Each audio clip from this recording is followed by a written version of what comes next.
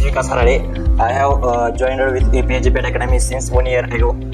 मी बी फार्मसीच्या 4th सेमिस्टरमध्ये APA GPET अकॅडमीला join केलेला आहे.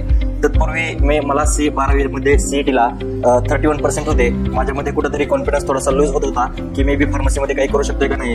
त्याच ह्याच्यामध्ये मला APA GPET अकॅडमी या अकॅडमीबद्दल माहिती भेटली आणि ही अकॅडमी पूर्णपणे विद्यार्थ्यांमध्ये नुसतं टीचिंग हा विषय न घेता त्या विद्यार्थ्यांमध्ये मोटिवेशन कशा पद्धतीने देता येईल याचाही पूर्णपणे प्रयत्न करते.